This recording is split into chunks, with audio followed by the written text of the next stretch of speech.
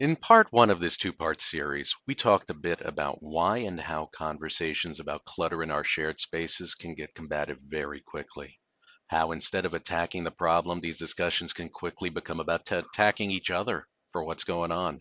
In effect, hurting your relationship and not solving the problems you wanted to address. So in this video, we'll talk about 4 ideas that can help you and your partner start solving this messy situation in ways that will keep you focused and on the same team so that you can support each other in doing something about it. Hi, I'm Erik Feig, mediator and founder of Feig Mediation Group in Bethesda, Maryland. In the last video, I spoke about focusing first on the goal. Is it to vent at each other, or is it to resolve the issue? The venting might feel good in the moment, but if you're looking to work together, it's probably not the most productive way to get things going. So here's your first tip. Before you start an important conversation with anyone else about this, plan your part. Winging it and hoping for the best is not a strategy for success. Now, I'm not saying you need to create a script. What I am saying is be clear with yourself first about what you're hoping to accomplish. Write it down. See if you could say it in one sentence, two, tops. If you're not being clear with yourself about where you want to go, it's going to be that much harder to communicate effectively with anyone else. Whatever your living arrangement, whether it's a marriage, a family, a roommate situation, start with being clear on your purpose. And that leads us to our second tip. Ask to have the conversation and then schedule it. Don't just dive in.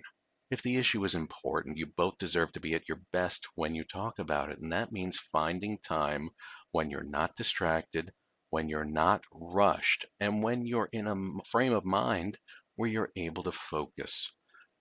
Third tip, when you make your ask, do it in a way that focuses on your needs instead of attacking the other person. Instead of leading with your exasperation and playing the blame game, use I statements. Be thoughtful about how a cluttered space makes you feel before you speak with them. Consider how you can reassure them that you are not judging them, but you are trying to address an issue. I want to set a time when we can both talk about how we can make this space work better for us. This is something important to me. Since we both share the space, I feel strongly that this be something we work on together. I'm hoping we can work as a team on this, and I want to do it at a time when we can both focus. Are you open to this? Can we put something on the calendar?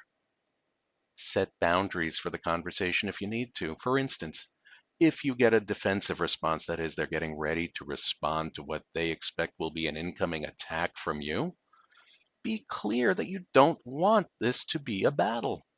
Reassure them you're going to do your part to keep that from happening and to stay on track. I want to make sure I'm clear. I'm going to do what I can to keep myself focused on the issue. My hope is that this doesn't turn into us arguing about who did what and when, and I'm going to do my best to make that happen. Is that okay? Yes, this may sound stilted. It may sound scripted, but when you take the time to think about how you ask and approach sensitive issues respectfully, it can make a big difference. Make the script your own. Fourth tip, when you have the conversation, agree on what you'll talk about specifically. What's your agenda going to be? If you make the conversation too big, it's a setup to get lost. Make the issues themselves concrete and make the solutions concrete. Look at what's possible. Look at what's realistic. And keep in mind the moral about eating an elephant one bite at a time.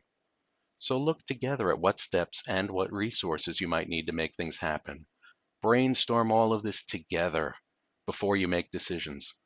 Coming up with ideas together can lead to solutions you might not have thought about alone. Then you've set the stage to start making the plan to work together to make it all happen. These conversations can be tricky. By focusing on the setup, creating some structure, and then working together, you can increase your chances that the conversation will be constructive. Keep in mind, changing patterns takes time. Sometimes you might need support to make it all work, especially if you have a history or when emotions might run high. Having a mediator who can provide the structure and the bumpers to have conversations like this sometimes may be what you need to get and keep things on track. As a mediator, I'm neutral. I don't have a stake in the outcome. I focus on providing you a process and helping you not only to hear each other, but to focus on what's next. It's your situation. They are your solutions. So if you're looking for help changing the way these types of difficult conversations go for you and your partner, or if you're interested in learning more about ways that mediation can help you when you get stuck, visit us or set up a free consultation at our website at www.feigmediationgroup.com. I'm Erik Feig. Thanks for joining me.